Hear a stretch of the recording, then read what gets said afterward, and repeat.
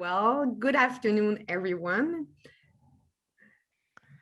Today first I see new people, so I just want to tell you that I'm Valerie Fortin. I'm a spec ed counselor working at the FNEC, which is the First Nation Council Education.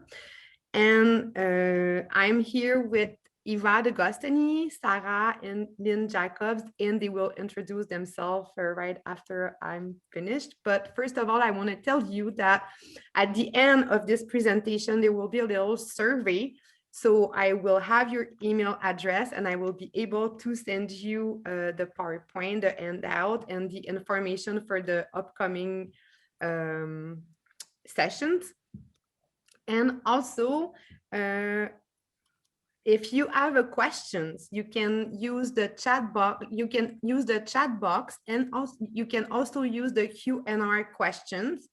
So it's normal if you're not able to see. There's no camera. It's a webinar format, so don't worry. But we can read you, and also the recording will be put on the FNEC playlist on YouTube. So this is where you can find the recording and you can share with people that you like to.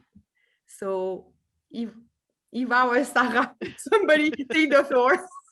Thank you. Go ahead, Sarah and Lynn, and then I'll introduce myself just before I start. Usually it's elder. Well, you're more experienced than I, but I'm Sarah Cleary, student success counselor for FNEC since 4 years. Start working with Valerie, bringing the culture into the attachment approach.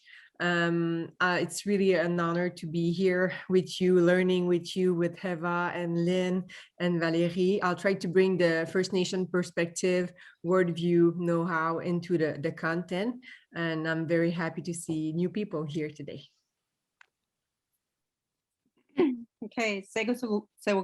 I'm Lynn Jacobs from Ganawage, and I've been invited to be part of the panel on the developmental of children. So I work at Cadre School, an elementary school, and I've been there for about 31 years now in different capacities, from classroom teacher to associate principal and special resource teacher. And now I work in a student support room called the Skanagoa room. Skanagoa means big peace. And so, you know, I'm here also to, I guess, bring in some of the cultural perspective of child development from the Ganyakahaga culture, Haudenosaunee, and just sharing my experiences, you know, with dealing with children, with social, emotional, sometimes behavioral concerns, and just my experience from working, teaching children yoga and mindfulness and breathing. So, Sego. And I'm Eva D'Agostini. I am very, very honored to have been asked to present some of the knowledge that I have gained over the years. I've been a school psychologist all across Canada for over 45 years, which is a long time to be around. And I will be sharing with you over the course of 12 sessions. So today is our third session. The developmental approach of Dr. Gordon Neufeld, that's basically also tied in with our understanding of the neuroscience, with our understanding of vulnerable children who've experienced trauma. And so bit by bit, we're going to uncover and explore and look at factors that really affect the development of our children, and particularly our children from 4 to 8 years old, because that's the particular age group that we're focusing on. But as we know, some of our children might be a little bit older, but have the same needs as slightly younger children because of what they've lived. So I'm going to share my screen and just share with you the session that we have planned today. There we go. And really what we're going to be looking at today is attachment. And the first part of attachment is really about cultivating attachment. And in our next session, session 4, we're going to be looking at the other part of attachment, which is really about our role as the attachment figures in our children's lives. And it's very, very important. It seems in some ways, it seems like, well, why do we need to talk about this? We all love our children.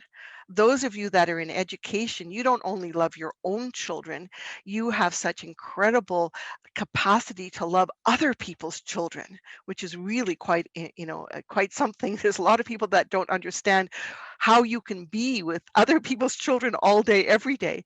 And so it's not, it seems odd that we have to talk about it. But I think it's important sometimes, especially when we get into kind of challenging situations, is if we have a better understanding of how we as human beings function, what's going on inside of us. And for those of you that have attended some of the other sessions, I talk about the brain and the neuroscience. Today will be a little bit less about that. But what we have to understand is that we are created as human beings to be a certain way. We are meant to be able to create the conditions where our children can grow and learn. And a huge part of that is really attachment. So first thing we need to know is that it's an instinct or a drive. And what we mean by that is that it's wired deeply into our brain, ingrained deeply in who we are as human beings. We sometimes want to think of instincts as something that causes us a whole lot of trouble, but they are actually meant there to be there for a reason. And this particular instinct, and we have many, many instincts, but this particular one moves us. And this is a word that we don't often use, but I think we need to really feel that today, because when we think of our 4-year-olds and our 5-year-olds and our 6-year-olds and our vulnerable children, but even those of us as adults, is that we have this huge movement within us to pursue and preserve closeness with another human being. And it's wired in us. It's not something that is under our control. It is part of who we are as human beings. And as a result, we have a hunger for connection. Now, John Bolby in 1958, he's often called the master of attachment. He actually studied children in hospitals. And interestingly enough, what he found was that children who were put into hospitals at that time, mothers were not permitted to be with their children at all. And he noted that some children just completely stopped crying. But as he studied that phenomenon, because he wanted to know, he realized, he came to the understanding that a young child's hunger for his mother's love and presence is as great as his hunger for food. So he already put that word hunger in there, that desire, that need that we have. Now, what we found as we studied more and more, that was in 1958, and we didn't have a lot of access to how the human brain works at that time, but more and more as this was studied by all different kind of researchers, we starting to realize that attachment as human beings is actually our most important instinct because it ensures our survival. Harlow did a little experiment with these tiny little monkeys, and they had one mother that was kind of a wire mother that fed the child, and another sort of mother that had a terry cloth but wasn't feeding the child. And everybody assumed that the child would go to the mother who fed him or her. But no, the baby monkey went when they rang a bell and scared this poor little monkey, went to the one that had the terry cloth, because terry cloth is nurturing. If I'm nurturing you, I'm going to take care of you. If I take care of you, I'm going to feed you. And so Dr. Neufeld, when he restudied this in the late 1990s and in the early 2000s, his conclusion was that a hunger for contact and connection takes precedence over any other need. That is our primary need. And of course, we now know, and we're going to look at this again, and we looked at this in our first session, is that when we can't preserve, when we get into separation, it causes all sorts of problems for us. And it causes these problems because this need is so strong. Of course, what's the ultimate purpose? Well, the ultimate purpose is to bring children to their full potential as human beings. And we use this picture, the picture of a tree that is growing and developing because of the deep and rich roots that it has. It can survive windstorms, it can survive hurricanes, it can survive, all sorts of things because those roots are deeply attached in the soil and basically in the soil, which are the people that support that child. If the child's deeply attached to the people that support them, the child will be able to grow and develop. And we know as human beings, the three big developmental processes that make a difference to who we are as who we become as adults is the emergent process, which brings us to be independent, autonomous, and curious and creative. The integrative process, which allows us to think on the one hand, on the other hand, to remember there are other people in the world just besides ourselves. And of course, the adaptive process, which allows us to basically deal with a world that sometimes doesn't work the way we want it to work. And of course, right now, in the midst of the COVID pandemic, we understand that adaptation is the way through. And so those three big processes will develop if the attachments are strong. And that's why attachment is important, along with just, of course, it being a lovely, lovely instinct that gives us lots of joy when we are together with the people that we love. So it creates this natural context in which children are meant to be raised. Children were only meant to be raised by the people who truly cared about them. And so that attachment can do its work, we have to make sure that our children are actively attached to the adults responsible for them. And as we go through this material today, we're going to just keep reminding ourselves that if we love a child, that's absolutely essential, but they need to actually, in certain moments, be in attachment with us. And so it's a two-sided street. And sometimes we think that they should be attached to us when actually they aren't. And then that can cause a little bit of problems. Now, how does it work? Well, this is very interesting because the immature, so young children and even older children, and some of you are maybe, raising even 18-year-olds, 19-year-olds, I mean, they're still somewhat immature. They need to actually be able to depend upon the adults, the more mature people that are there to take care of them. And so this is the instincts of attachment work in this way. And so what we hope is that the young child, as this little grandson here, will be able to rest in his grandfather's care when his attachment needs are generously fulfilled. Then you can rest, then you can in the invitation to depend, and then things will move forward. And so as a result, attachment is actually organized hierarchically. And what we mean is that it's not an equal relationship. Attachment is a relationship in which one person is giving and the other person is receiving. And of course, it's absolutely essential when we are in the teaching mode, when we are in the leading mode, when we're in the guiding mode, that our children are willing to receive our care. And it's interesting because sometimes we think, well, even as adults, we think, well, I'm equal to my partner. My partner and I are equal. There's no hierarchy in our relationship. And of course, in many parts of our relationship, there shouldn't be. But the interesting thing is that the most effective human relationships are ones in which the adults take the turns. Sometimes they give and sometimes they receive. And of course, that is what fulfills us, because if I need my husband, I'm having a bad day and I need him, and he gives me a cup of tea, oh, that just feels so good. That's what I need.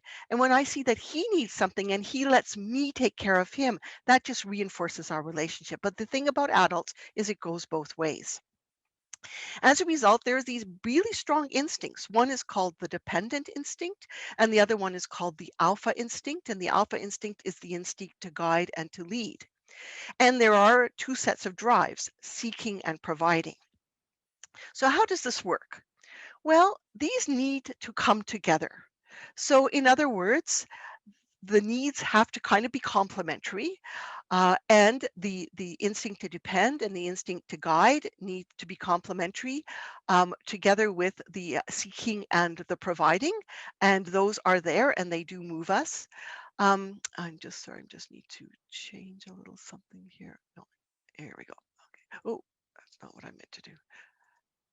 I'm sorry, I'm just trying to be able to see my my page a little bit better. Okay. So when these instincts come together, then it works really, really well. So we have the child or the other person, whether it's the spouse and the person who's giving, they come together. And when I'm in the seeking mode, I am being willing to look for guidance, to follow, to belong, to look up to get my bearings, right? And so I need help. I need help. And I'm going to go and get help. And of course, some of you know that you have some children in your care that when they need help, they don't want to turn to the adults or they don't even turn to anybody.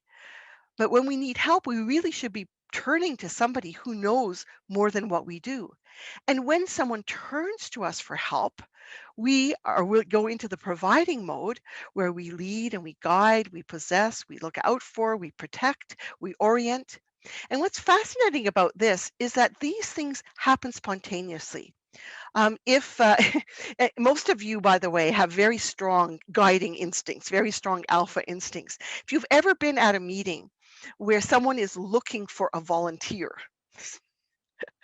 and you have promised yourself you would not volunteer this time, but all of your friends know that if they stay quiet enough, you're going to raise your hand. And sometimes you'll say, I didn't want to raise my hand, but it just went up anyway. That's called the alpha instinct. When people need help, we are moved to help, right? And of course, that's what should happen naturally. And of course, it happens more easily when people are looking for our help.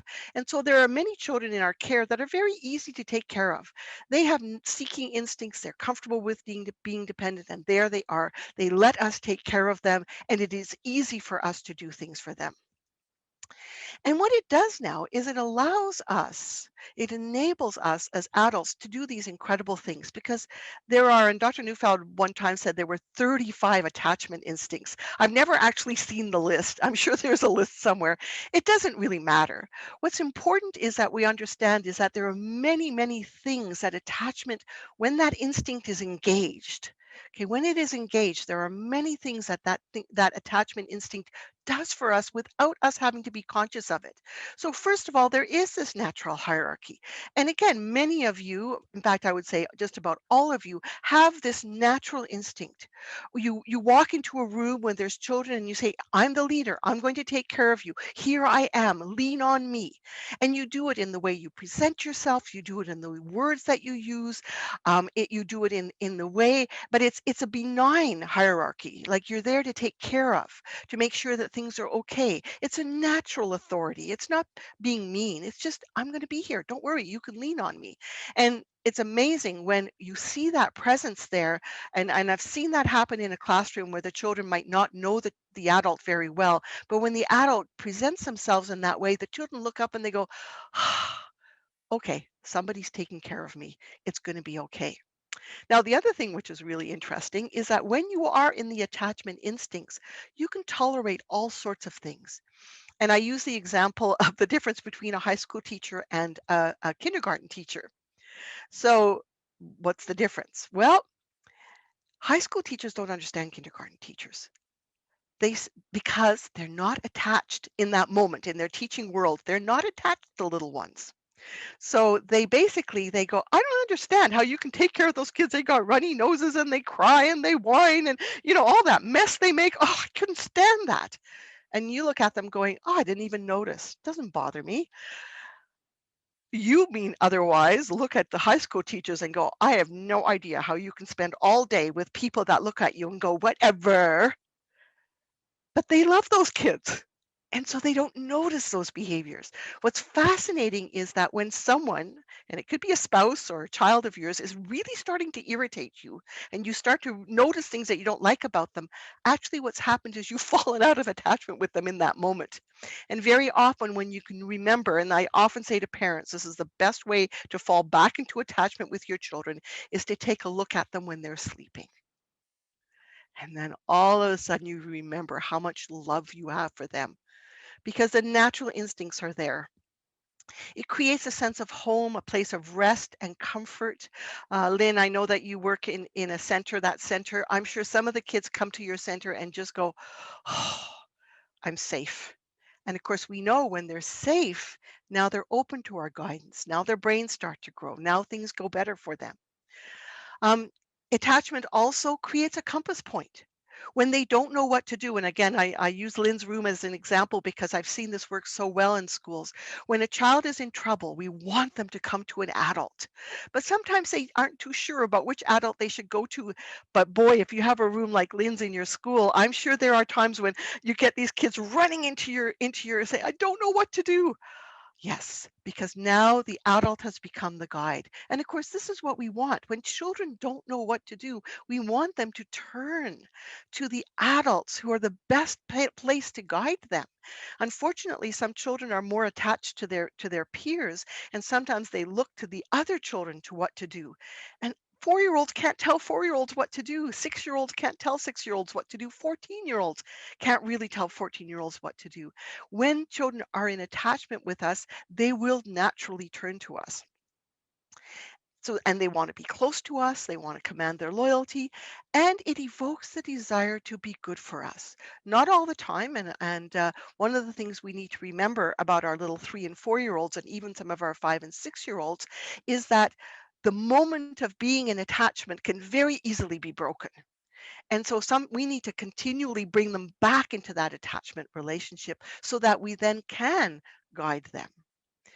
Lynn, I don't know if you wanted to share a little bit here. Is there something that just spoke to you? With the attachment, this part, yeah, it's just, in our culture, our children are sacred and they're very precious to us. And, that motherly instinct or fatherly instinct, because we do have elementary school teachers that are males, is there, and like you said earlier, it's like we have our own children and then we have our children at school. And, it's just that for us too, it's instinctual. It's instinctual for them to want to pursue closeness and, want that attachment of the adults. But we also have that instinctual nature, that, so I'm going to just talk female because I can't talk about the males, but it's that motherly instinct, Yeah. to care.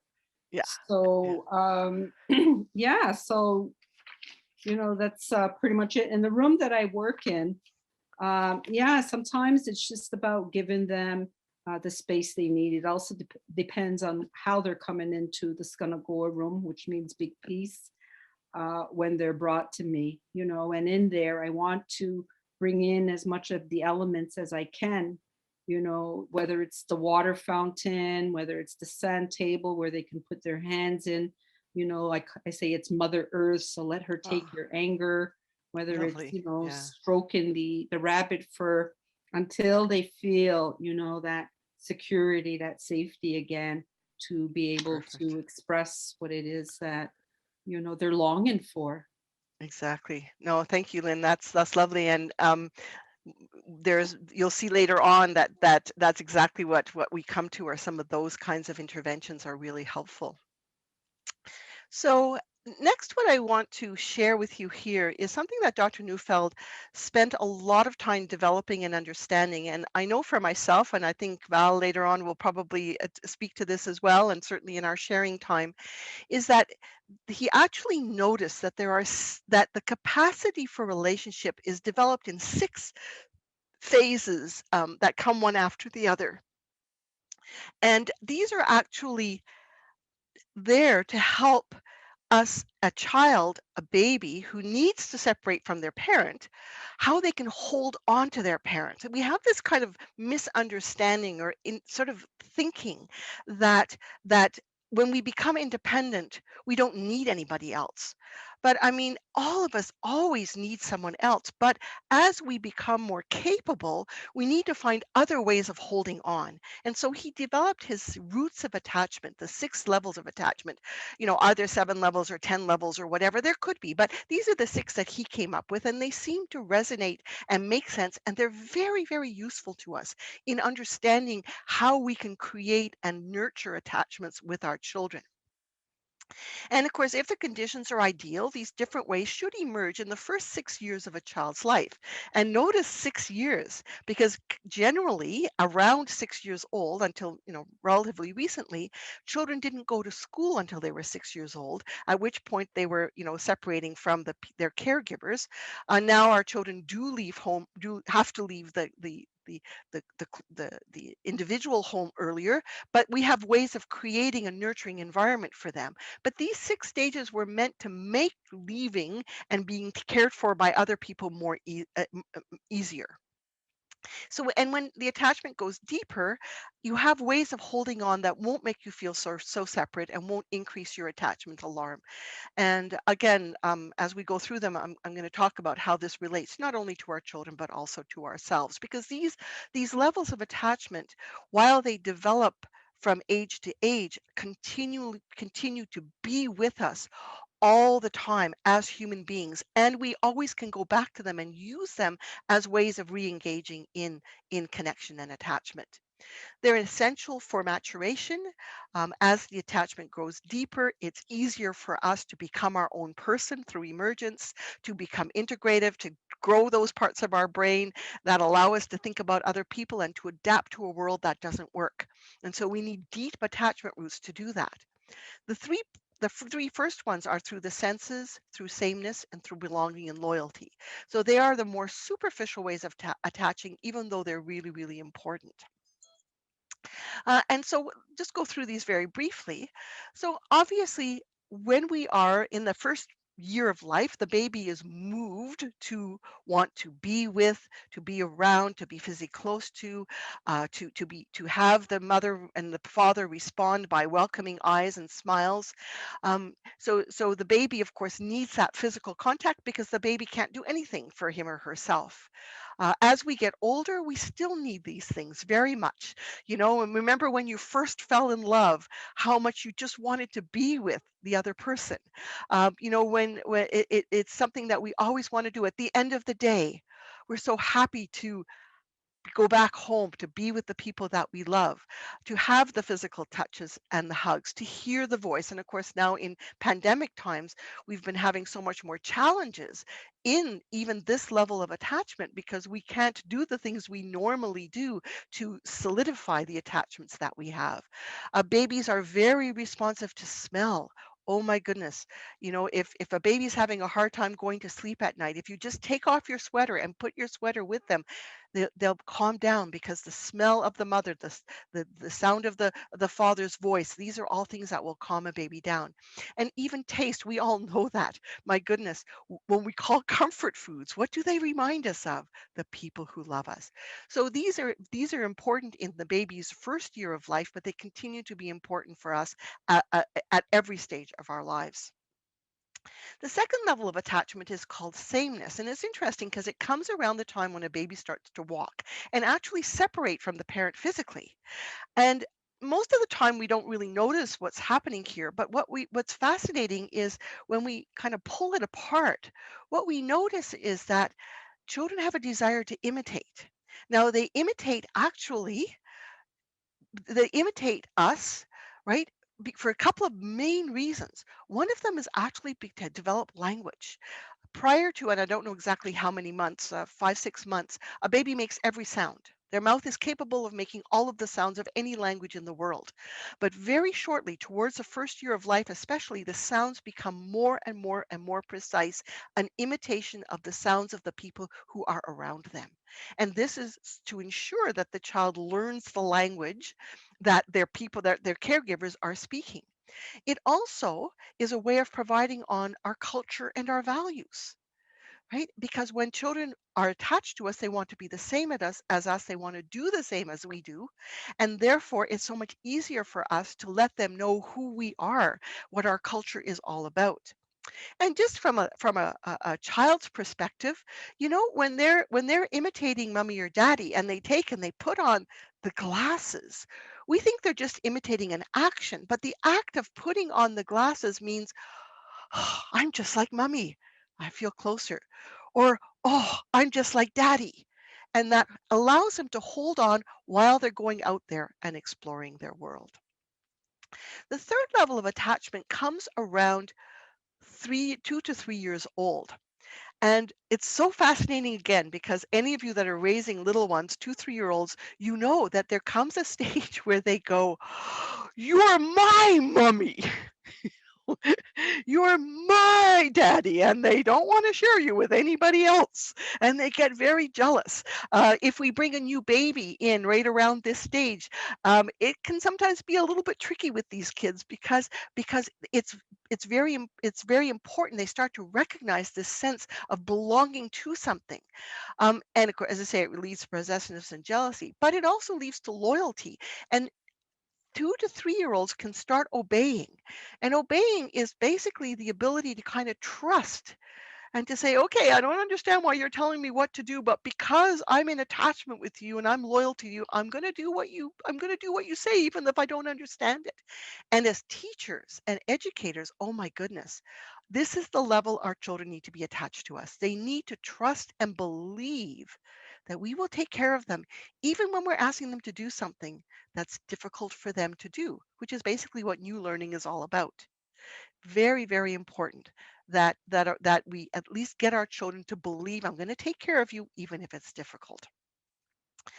Now, the other three levels of attachment, significance, love, and being known, are the deepest levels of attachment. But very interestingly, there's a little thing that's happening here, because the deeper we go in attachment, the more vulnerable we feel. Because the more we give our heart away, the more likely someone is to break it. But if we don't do that, and some of you know people that are only attached at the first three levels. They're fine with you if they're together with you, but if they haven't seen you for a few months, they it's kind of like, "Oh, well, I don't I you know I'm friends now with the people that I'm with." Or they're fine with you if you're doing everything the same as them, or they're fine with you if you're basically always agreeing with them, but they're not fine with you if you don't. That's more superficial levels of attachment. For a child, they have to be able to share their mommy and daddy with somebody else. Now, how can I still stay in attachment with my mommy and daddy if there's another child in the picture, if there's a couple of other children in the picture? Well, as we go into the deeper levels of attachment, we can hang on even though things are not quite the way we want them to be. But the only thing is, it makes us more vulnerable, and that is basically the paradox of attachment. Attachment also makes us vulnerable. It's essential, but it makes us vulnerable. And so we have to keep working with that, and we have to respect that and understand it, and know that actually sometimes when children are falling into deeper attachment with us, they get upset with us. I know any of you that work as préposés or special ed technicians, and you work closely with somebody else, with a child, and for at first, they're kind of happy to have you there, and then as they get into deeper attachment with you, they get very jealous when you share, when you have to go and help somebody else, and people say, "Well, what's wrong with this?" I say, "No, there's nothing wrong with this. The child has fallen deeper into attachment with you. Only thing is, we want them to get even deeper into attachment so they can handle you helping other kids." So if we just look here now at significance, we're moved to want to be dear to, special to, precious to matter, to be wanted, to be useful. And I love this picture, because this adult here is showing these little girls that whatever it is they found, I think it's a little caterpillar if I'm not mistaken, Sarah, whatever they found is the most important thing, the most important thing. And these little girls, they feel safe. And it allows, as a result, when you are at that level of attachment, to handle differences. You don't have to think like I do for me to believe that you care for me, because I know I'm one of your best friends. I know I'm the person you've chosen to love. I know that I'm your student. right? And so we can handle when people aren't, and so we don't need to feel that we have to possess somebody when we're at this level of attachment. And of course, all of you naturally do this, by the way. You all have your little ways in which you let this child know, oh, how's your baby brother? Oh, you're being such a good big sister. Oh, you're, how's your hockey going? Yes. And you make sure that you know something important about them, not because you want them to feel, that they have to be the best hockey. How many goals did you? But just, I remember you're a hockey player, and oh, I know how hard you try at that. And just that level of significance, remembering those little tiny details makes each child feel wanted, even when you have to share your attachment with 20 other kids. And again, very often each of you have found a little way to make each child feel special. Love, of course, is your move to give your heart away. It's so fascinating. This comes at 4 to 5 years of age. This is a picture. I have a friend, many, many friends who have grandchildren. Sadly, I don't. And so I was visiting with a friend, and he said, "Oh, how old is your granddaughter now?" "Oh, she's just turned 5." I said, "Do you have any pictures that she's drawn?" "Oh, yes," he says proudly, and he shows me this picture on his fridge. There it was. Look at all the hearts.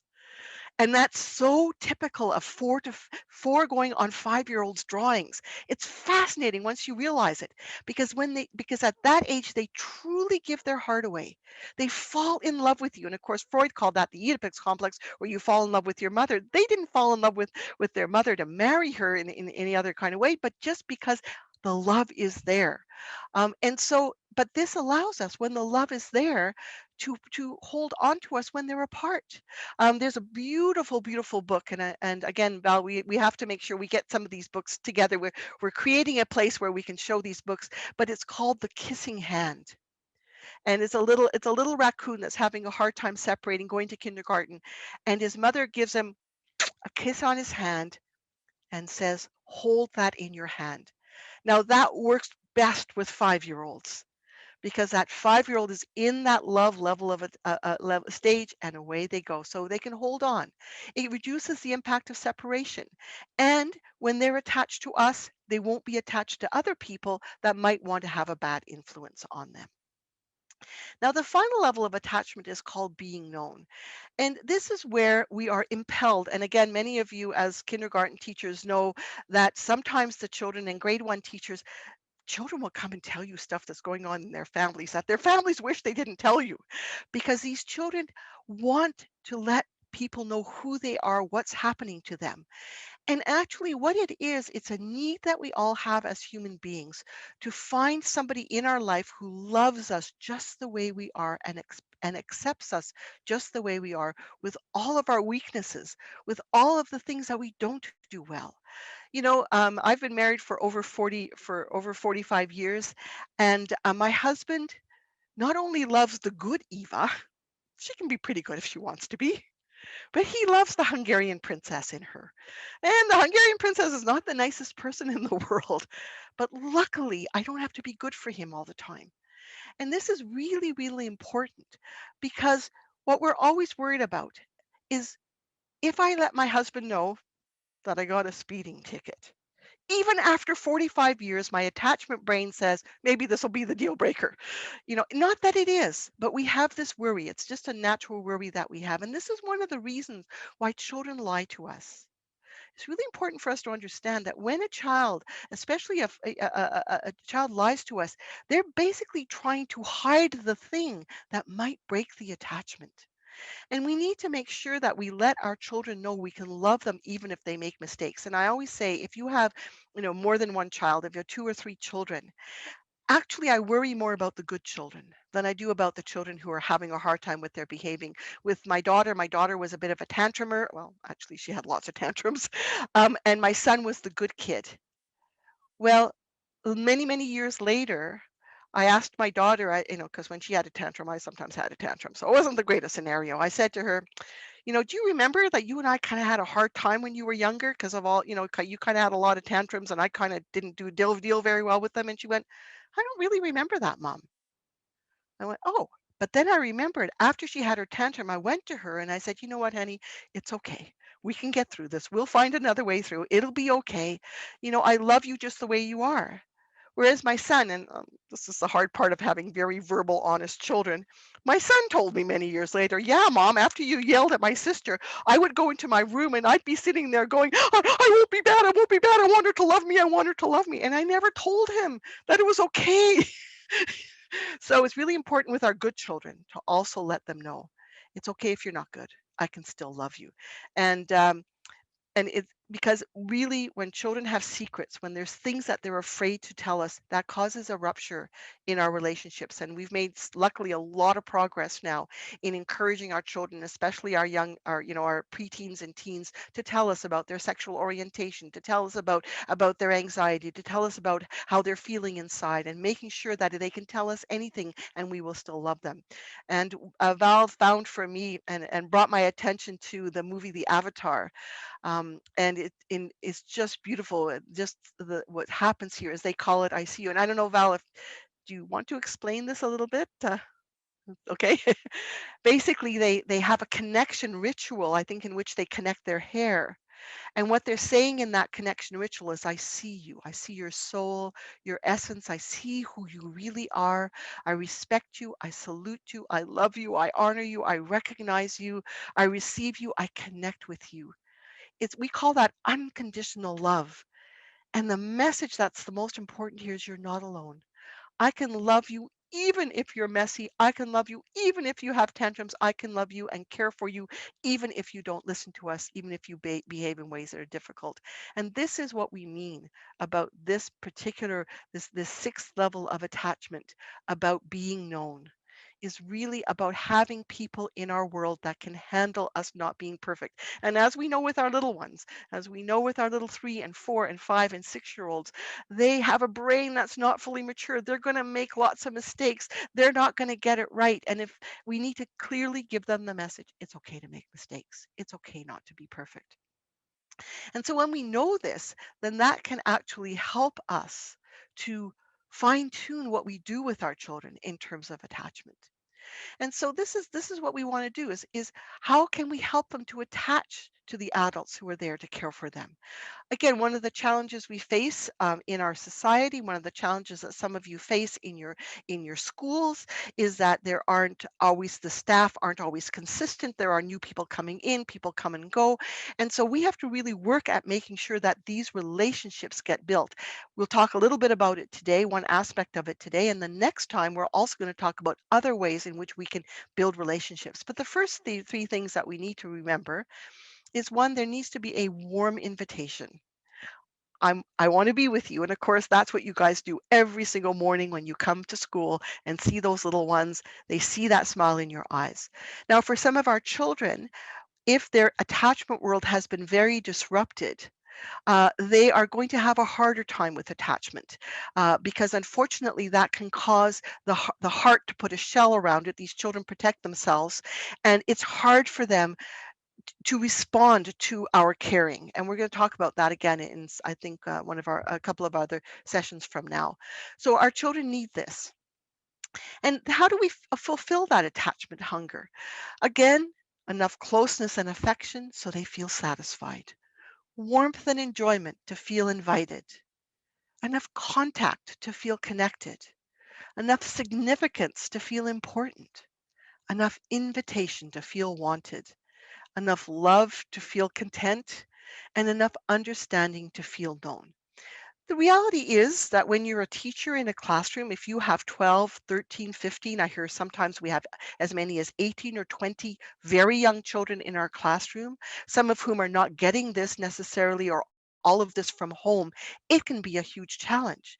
But it's not just about what you do in your classroom, it's about all the people that are around these children in the school. Lynn is one of those people in her school that can help this happen for a child.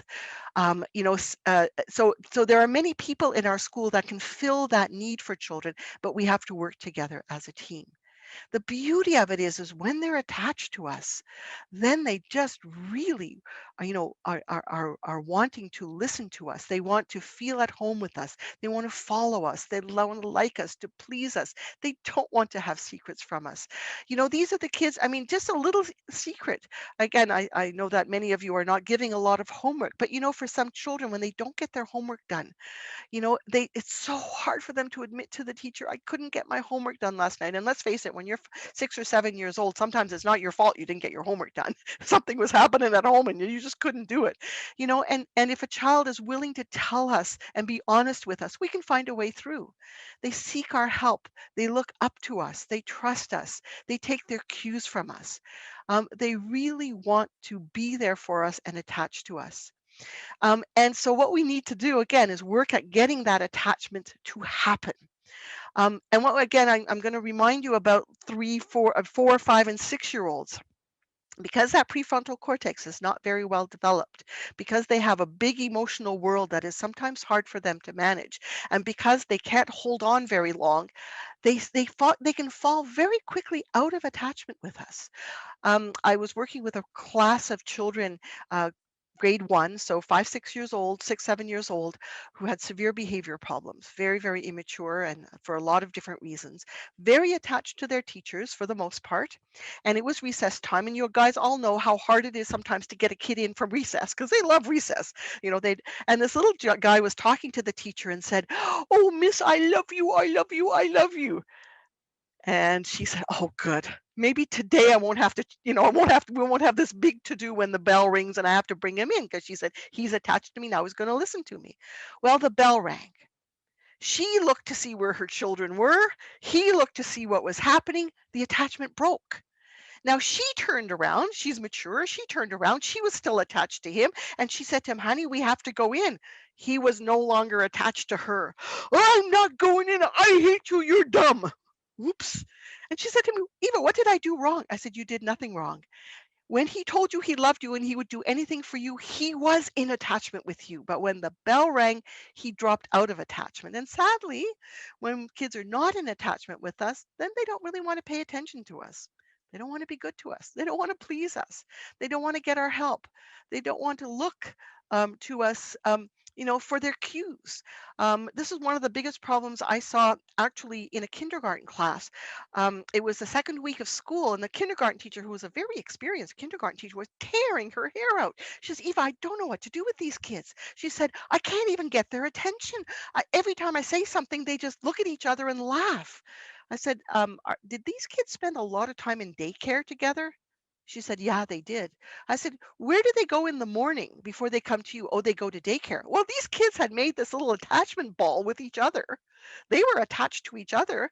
And so when something happened in the classroom, they didn't look to the teacher for figuring out what to do. They looked to each other. Well, 5-year-olds are silly. So they all became silly together.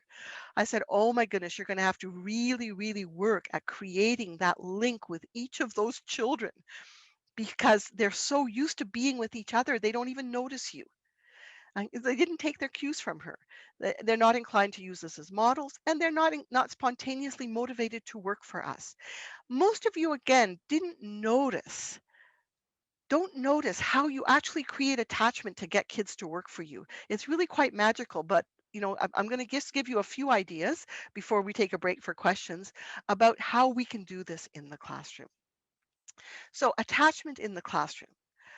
Again, we need to create and maintain a climate of warmth and caring because those are the optimal conditions for the developing child. Remember, as much as we think we're teaching children, actually at 4, 5, 6, 7 years old, because the right hemisphere of their brain is so in development, it's actually more the experiences that they're having in the classroom, especially play in those early years. Being outdoors, doing things, acting, moving with their bodies, being active. That is what's causing the brain to grow and develop. And of course, the children will only play freely if they feel safe. If we move them as they get to be 6, 7 years old into the learning environment, we still need to make them feel calm enough that their brain is open to our teaching. So that's why that climate is really, really important. And again, I know all of you know that. I'm not telling you that you're not doing that. Of course you do that. In fact, it's a challenge sometimes to do it with the number of kids that you have. But what we also need to remember is that when you're having a hard time getting those children to listen to you, to learn from you, to follow directions, we need to go back to the beginning and say, okay, what can I do right now to get those kids back into that lovely attachment relationship with me? And so bear with me as I just give you a few examples of things that you can do in your classrooms with the children. So laughter, smiles, delight, tone of voice. Just remembering that for some children, as we raise our voice, that can cause them to feel a little bit alarmed. So, keeping our voice calm, using songs, using ways of communicating with the children that doesn't require us to raise our voice and that feels pleasant. Being really aware of how we look and sound when children are in our presence, and especially when they attend to us or look at us. Does our nonverbal message verbal do our not does do we send a nonverbal message of warmth and caring? And again, for most of the children we do, but there's a few group of children, and when I work with teachers in training who have a chance to observe, I often say to them, walk around, pick a kid who's often in trouble, and then take a look at the face this child sees when he finally pays attention to the adult. A lot of these kids are in la la land. We call them ADHD. We call them, dans la lune. We have all sorts of names for them, and they are. These little kids come out, don't quite get it when it's time to pay attention. And so what a natural adult will do is they'll go, children, and most children go, oh, there's my teacher's voice. Ah, what does she want? Oh, good. And the teacher's smiling, and then there's the three kids who aren't listening, and the teacher will go, children, you know, and when those children look up, usually the teacher is kind of happy. Well, by the third or fourth time, and usually by this time it's Billy, Billy, and you're getting a little bit kind of irritated because you can't get on with your teaching. And Billy, who's been in La La Land, looks up and he's happy because he just heard his name, but he knows the teacher's not happy. And there are some kids, sadly, every time they finally get it that we're talking to them, the only face they see is the grumpy face. And I often tell these people, tell us we have to be very careful because some of these children, even though we are doing amazing things to take care of them, they don't feel as if we're taking care of them because when they actually look at us, they're not seeing our attachment face. I have this thing about, Eva's teacher education school. Everyone would have to take acting lessons if you're in my school because you have to be able to think in your head, Billy, and look like, Billy, so happy to see you, right? Always try and provide more than what is being asked for. Again, some of our children are very, very needy. Remember one teacher saying this little boy, he would rush into my kindergarten class, grab me around the leg, and wouldn't let me go. And she said I couldn't do anything. And she said, what am I supposed to do? I said, well, if he needs a hug, you give it to him first. And she says, yeah. I said, you see him running towards you, you run towards him and you give him a great big hug and you hug him harder. And she said, are you sure that's going to solve the problem? I said, I don't know, give it a try. A week later, she came back. She says, you know what? He hangs onto my leg now, but he lets me walk. Ah, you gave more than what was being asked for. Food and feeding. Oh my goodness. That is so primordial for us. So be gracious. Even if you don't provide the food for the children, if a child is trying to open up their yogurt and asks for help, graciously help with the yogurt. Oh, here, let me help you. Do you have a spoon? Because the act of feeding is such a very primordial feeling of caring for. And of course, we all know that, in many of the programs that I work with where children have behavior disorders, we always feed them to show them that we care about them. And then obviously create as many opportunities as possible to play, sing, dance, and have fun with children. And with our young ones, of course, that's what we should be doing.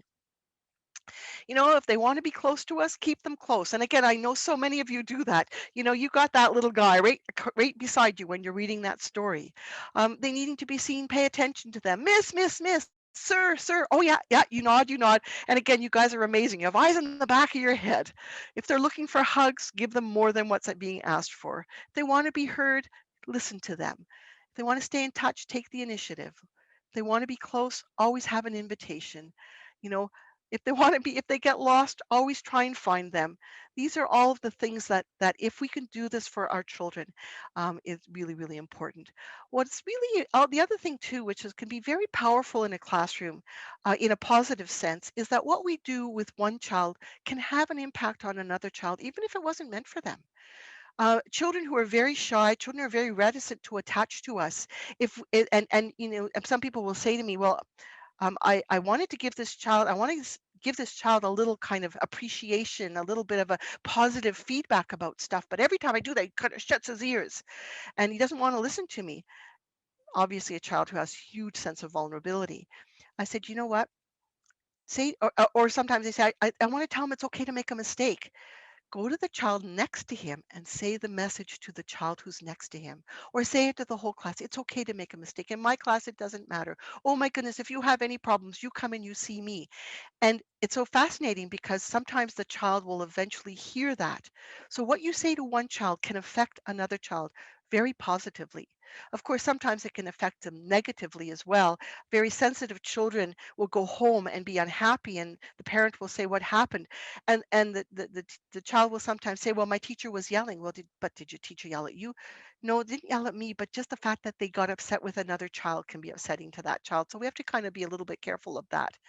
And of course, if we're gracious with a child who misbehaves, then the other children, especially our little ones who are going to make lots of mistakes, they say, "Oh, he made a mistake and Miss wasn't really mad at him. Oh, maybe it'll be okay for me to make a mistake." Doesn't mean to say, and we're going to talk in the next session, how we take control of situations, how we stay in charge of situations, but graciousness and kindness goes an incredibly long way. Obviously, if we can help kids stay out of trouble, all the better. Help them to stay on the right path. Find, notice, oh my goodness, whenever we're doing this, this is what happens. This is what I'm going to do to fix it. And again, when we get into discipline, we'll talk about that. And don't use too much praise because some children get really anxious because they want to please us so badly that they're just waiting for us to praise them. We can appreciate them. We can say thank you. We can say look at them. But we have to just be careful not to overdo the oh, good, oh, wonderful, because then they're going to start working for that and it shouldn't be worked for. And don't do too much explaining either. I had a wonderful, wonderful kindergarten teacher, was a young man, and the children all were madly in love with him, and he was fantastic. He was so good at separating the children. I don't know how he was a young guy, so he was able to have lots of patience with them. But what I noticed when I was observing him, because he'd asked me to come into the class, is he was talking too much. He had already told the children, you need to be kind, you need to share, you need to do all these things. And every time the children were in trouble, he would go to one, now, honey, do you remember that I told you you have to be kind? Now you need to remember, I'm not mad at it. And I could just see the kids' eyes were like this. I said to him, I don't think they can hear a word that you're saying, Jeff. Not a word. They're just going, oh, does Mr. Jeff still like me? Does he still like me? He says, yeah, but how can I teach them? I said, don't worry. You've already taught them. Just do your job. Just separate them. Don't talk too much in that moment. Wait till later on, have a little chat if you have to. Sometimes you don't have to. Less is more when we're talking about this kind of a thing. So, other little things to just create that climate of warmth and caring, allow them to hold on to their loved ones. Have photos of the family. For some children, maybe an article of clothing or a little token that reminds them of their family. A stuffed animal. I know in COVID times this is a bit more difficult, but some of our children can't hang on unless they have something tangible to hang on to. We need in our classrooms to create safe spaces where children can, when they're overwhelmed, a tent, a teepee, table with a cloth are all things. And again, in our sharing time next week, or I don't know, maybe later today, if you have questions, I know that Valérie has worked a lot with Les Classes Assassins at a couple of the communities where they created the safe space for children, a sensory area. And that's what you talked about, Lynn, something that they could touch, water, earth, anything that helps to calm them down. And for some children, even noise reducing headsets are necessary because the classroom is too noisy. Um, we want with an individual child, we're calling this a collecting ritual. And what is a ritual? A ritual is something that we do in a very special way because it is very, very important. It's not a routine. A routine is something we do, by habit, but a ritual is something we do because of how important it is. And when we collect a child, we're wanting to bring them into that lovely, caring attachment relationship. And there are actually some very specific ways in which we do this. The first one is to get into their face or into their space in a friendly way. So if we want a child, if we want to collect a child, if we need them to do something for us, we need to be careful again how we approach them. We tend to be a little fast sometimes and we kind of like leap on a child. We need to kind of come slowly into their space. And of course, again, if you're dealing with children in the autism spectrum, oh my goodness, you have to do that so carefully because they are highly sensitive. You need to collect the eyes. Now, I don't mean about the child looking at us, but just again, even with autistic children, you get into their space and then they do this little sideways eye thing. Now the child has noticed me. Now I'm going to try and get a smile. And very often, just make a little comment about what they're doing. Oh, look at your Lego. Oh, you've been working so hard at your Lego. Oh my goodness. And then usually as you're making that comment, the child does a little nod. And that's a magical moment. Eyes, space, eyes, smile, and a nod. And in that magical moment, if you say, it's time to come to the story center, most of the time the child will follow you. Most of the time they will. And this is going to be one of the challenges we're going to give you in this next week is to practice this collecting ritual. And by the way, this works extremely well with spouses. There are other things we can do as well. Give them something to hold on to, something, something to touch. Sometimes if you just say, you know what, you can hold on to that one Lego piece. It's okay. You can keep that one safe in your hand. Or you talk about sameness. Oh my goodness, look at us. We both have curly hair. Just something little that makes the child feel close to you. Invite them to depend upon you.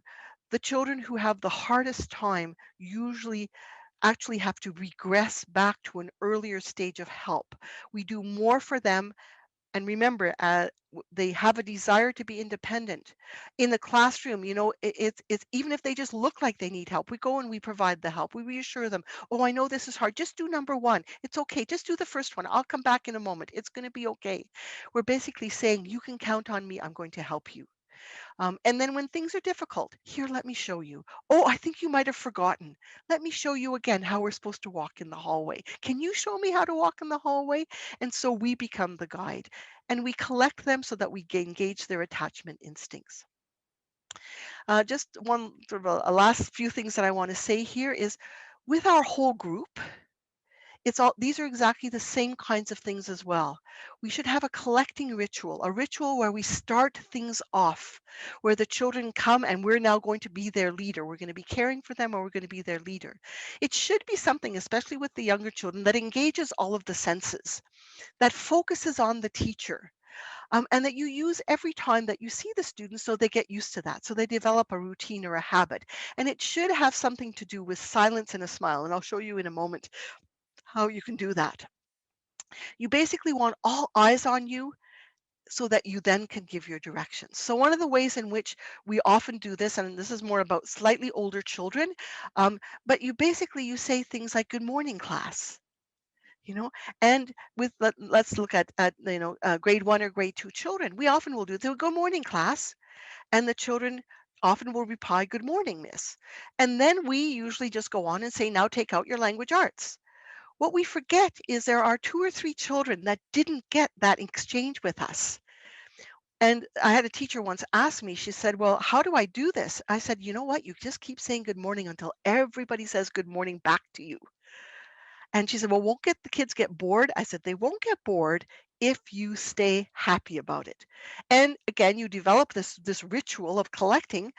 And so you say, good morning, children. And 2/3 of them go, good morning, miss. And they say, good morning, children. And then more of them go, oh, good morning, miss. And then you say, come on, everybody, let's say it really loud so the principal can hear you saying good morning to me. You still have a smile on your face. Now there's little Billy who's in La La Land who's going, oh, what's going on now? And you go again, good morning, children. And all the children go, good morning, miss. And there's Billy saying it as loud as possible. As soon as they say, good morning, miss, there's a moment of silence. You're still smiling and you say, take out your language arts books. Now, Billy, who normally has difficulty following directions, will open his desk and try and take something out. He might not get the language arts book, but he's going to get something. And this is the same anytime you want to pull your class together. Why I say engage all the senses is because in the olden days, we used to flick the lights, and kids can ignore the lights.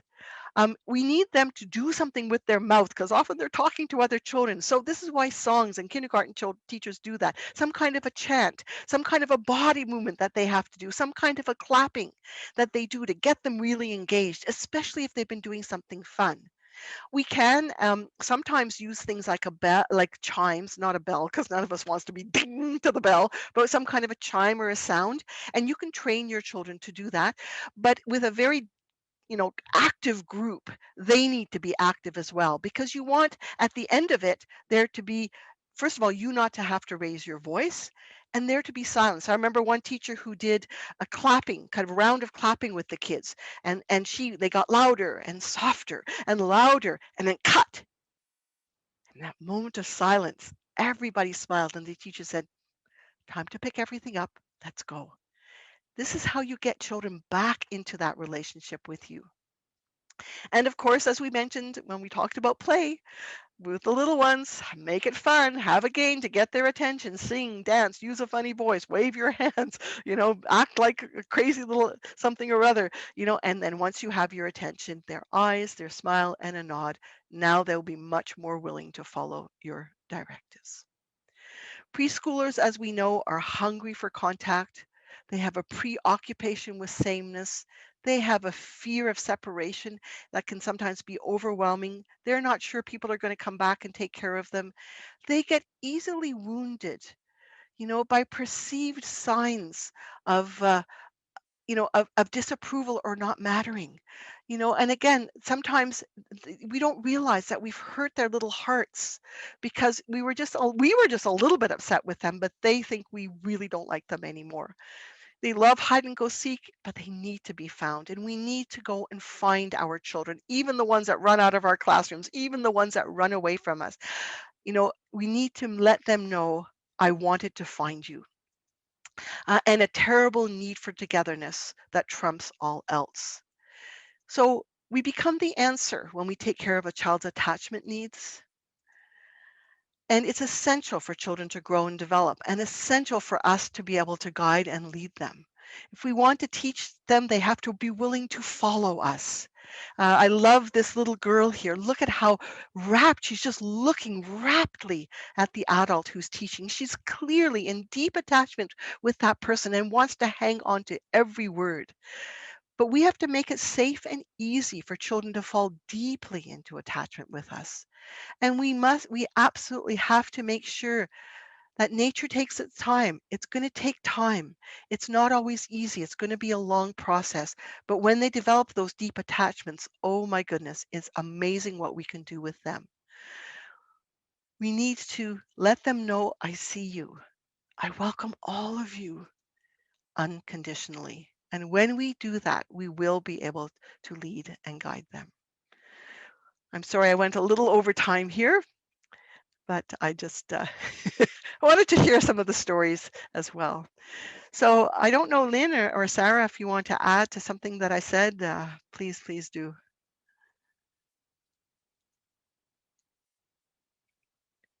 Well, I just want to add to, well, I mean, it was amazing. You did amazing, Eva. It was just like, I love how you present because it's like you're telling a story, and very expressive. So the time goes fast. I looked, I'm like, wow.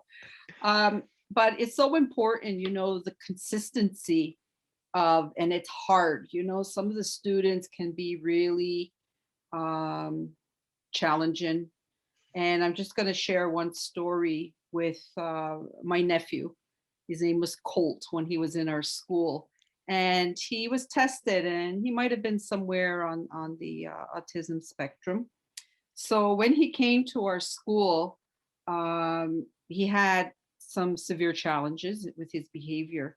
And we had Miss Heather, who went to step by step to, learn about Colt, spend some time with Colt. So when he transitioned into the elementary school, we had someone who knew him. So so when she started working with him, and just he was like the type that would want to hurt, he spit at her, there was a lot of hurtful behavior, but yet she was there for him, consistent, no matter what he did. She said even one time, like he spit, it wasn't in her eye. And then she would, constantly have that smile, as hard as it was, have that smile, that soft voice, that motherly, relationship with him. And finally, he started, she would say, I'm here for you. I'm making this, it's a safe place for you, giving those gentle words. And she says, I'm the best teacher for you. Cattery School wouldn't hire someone unless they're the best. And so those kind of words, very comforting and soothing. At one point, and she shared this with me, she's a Black woman. She's our first Black, one of our first Black teachers at Cattery. And then finally, the love and the bond for her started to happen. And he said to her one day, he said, Miss Heather, I wish I had brown skin just like you. Oh, So that was his way to say how much, he appreciated her, and the attachment, was forming. I mean, he still had his few moments, because yeah. that's just who he is, organically, with his Yeah. chemistry and that. But it was there, and it's hard. It's hard, when we're dealing with some of those students. But as he progressed in elementary school in sixth, anytime he saw her, he still had that attachment. He had that Yeah. attachment to her. It's amazing when it happens. But It's hard work though. it requires, a lot of our own inner strength, to work with some of our students. So I just wanted to share that part. And that was, it took time for the attachment. Yeah. And you she know. worked really at it, and she got there with him. Yeah, Yeah. and she Yeah. got the love, Yeah. to the point where he wanted to be like her. He wanted her Wait, brown skin. yeah. Uh, And she, like a lot of like that song, eye contact, everything that you're saying, with Yeah. creating that attachment, trying to make him safe and secure, and Yeah. yeah, the rituals, the The rituals. rituals, yeah. And if we watched her, I mean, with this is him. one of the things that I find really so fascinating is that, people say to me, why are you so interested in this approach? Well, as a school psychologist, of course, I watched teachers interact with children. Mhm. And what I saw some people that were magical. They could get any child to do just about anything. And then you watch them and say, okay. And they weren't always, we're going to talk in session 4, we're going to talk about being the guide. And sometimes as the guide, you have to be a little bit firm. So they weren't always just, lovey-dovey with the kids. But as they interacted, as you said, they made the children feel safe with them and cared for them. And it was amazing. Um, and so it's really it's the first place to start. It's the place, but sometimes we forget. Sarah, Lynn had a chance to hear a little bit of this on Friday when we were together. I'm curious as to what has stuck with you. Yeah, so many things I'd like to share in the sharing circle, but if I can just connect with our ways of doing or know-how, observation, it's really important. And I think we can do a little bit of this too when we try to collecting the child, collecting, the connection. So I think it just make me, I recall that her elder and her ancestor were really good at it, really good at observing the need of the child, and they knew that it's the way to make them grow and make them feel secure, and they want them to develop and emotionally too. So I think it's just wonderful, and I just want to not challenge you, but sometimes it goes so fast in a day and you have so many little one around you, but take a moment and then maybe just spot one and have this reflection with him and observe what does he need. and how can I try something new to connect more with this little one? And little Billy, put your poker face on. I just love the little Billy stories. And put your poker face on, and instead of like and then I think it's where the big work is, when you realize this way of doing thing and how attachment works. Now you can make change in your life, and then sometimes push your feeling back and then try to do something, and finally it's working. And it happened in my life, it happened in my relation. When I try to apply this, I see change, and this is how wonderful it is. So yeah. Thanks, Sarah. I'll Mother just put, Nature today, Eva, yeah, Mother Nature, for our culture, we call her that way because she's protecting us, yeah, and then she taking care of. So we are in a relation with her, yeah, respecting and then honoring that she's providing. So yeah. yeah. Well, again, when you look at cultural practices, again, many, well, one of the interesting things that's happening to us right now in COVID times is one of our cultural practices, in North America or whatever, in the Western world, is to shake hands, right?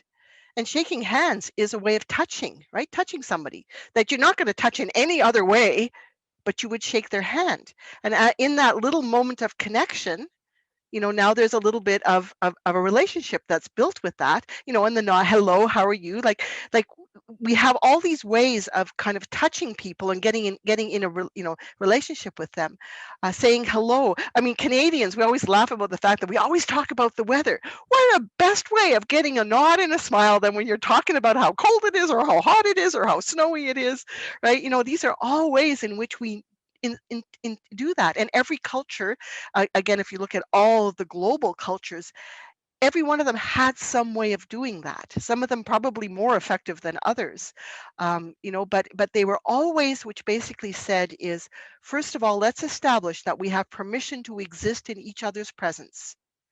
And that's what collecting is we're going to have a relationship together.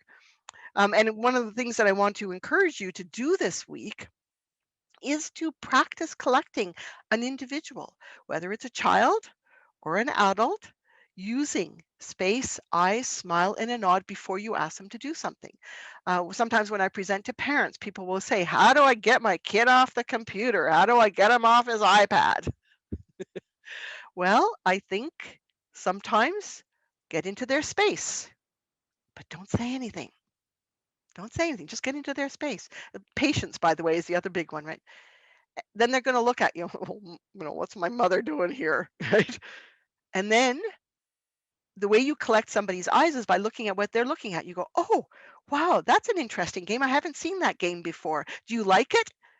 You don't really care about the game, but what you want is some kind of a nod and a smile. And the kid goes, yeah, it's really neat. Oh, well, now when they're nodding and smiling, it's supper time.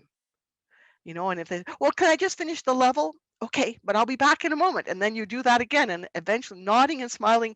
Okay, mom, I'll put it away, because in attachment, they're much more willing. So try that with your kids. Try that I always say to people, try it at home when you don't have a million other things going on, but even try it in the classroom. I remember there was this is not so much of a classroom one, but I remember there was one of my son's friends had an older brother who had a lot of behavior problems, and nobody really liked him. And sometimes he would come with us, and and I didn't know all this stuff consciously, but every time he got into the car, I would always say, hello, David, I'm so happy to see you. It's good to have a slightly older kid with me today, because he was an older brother.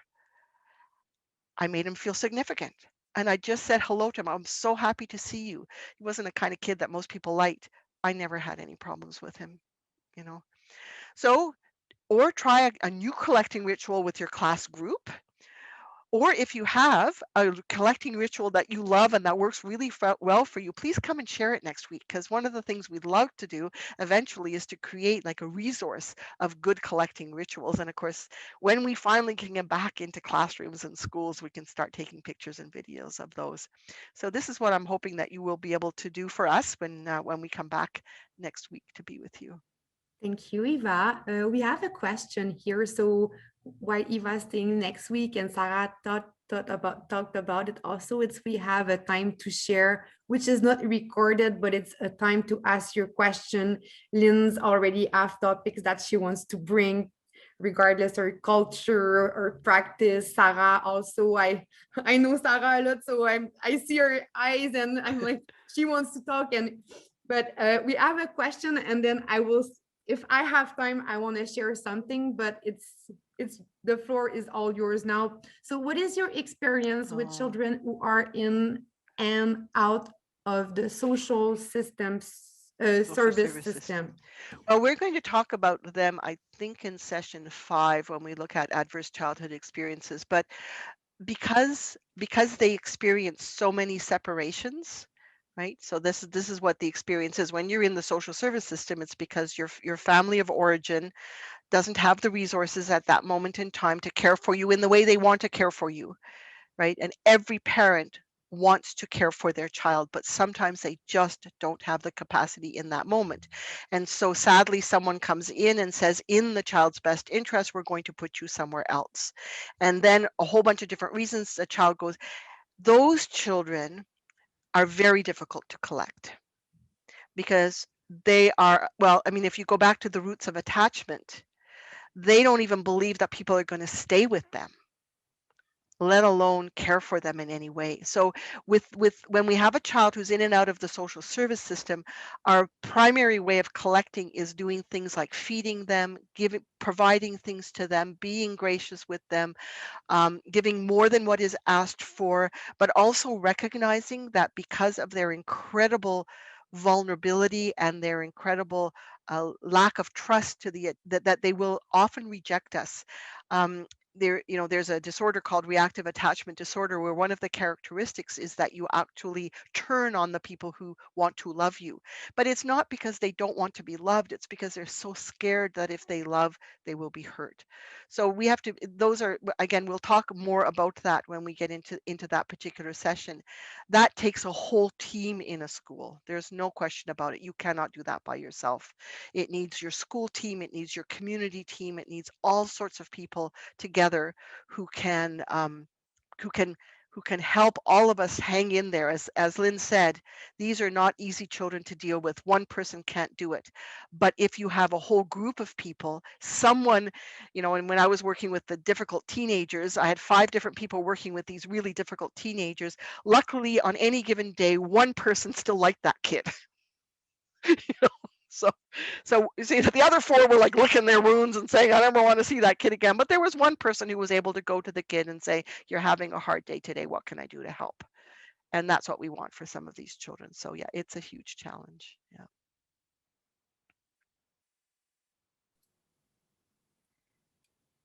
Are there any questions? You can write it down in the Q&A section. And then also I've put the link to the survey, which is just, thank you for sharing, but it's just like, we just want to know your email address. If you have a question that you don't want to ask, but you can ask it through that survey, then we will answer to that question in the time to share. Or maybe if you write it down right now, I will have time to ask that question to Eva, and that question will be answered on spot. But yeah, I think we do have one. Miigwech. Yeah. Now you wanted to share something. Please do. Oh, I was saying that this is so interesting, and it totally changed the way I became a mom and into my interaction with my student as I was a teacher, knowing attachment and the way to get in to connect. Because we had that, I've been talking to Eva all morning, we're trying to find a French word and the opposite. And then we had that discussion, Eva, and then you can add it to what we were talking. But when it comes to adults, if there's an adult that drops something, what do we instantly do? We all stand up, we clean up for that person. Oh, are you okay? Are you okay? But when it's a child that dropped his glass of water, I told you not to do this. So that was quite a good reflection we had this morning. We were like, when it's an adult that does a mistake, we're there trying to take care of that adult. If an adult is late, we're like, were you okay? I was so worried. I thought you had a car accident. But if a kid's late at school, we're like, the door's closed sometime.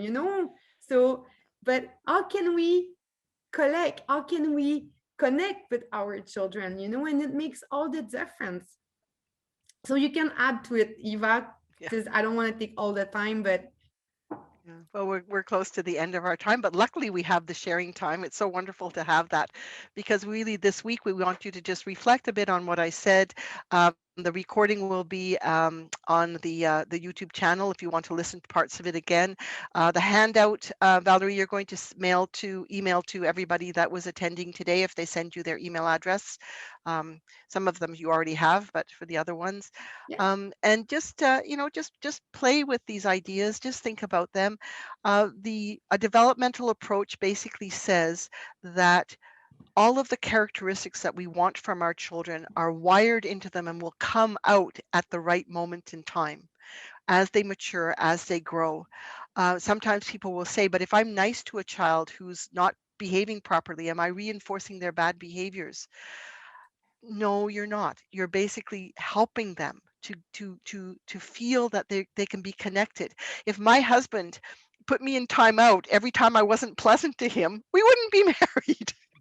Usually when I'm unpleasant, after a while he'll come to me and say, okay, what happened? What's going on in your life? So we extend that graciousness to adults. I think we need to start really extending it to children.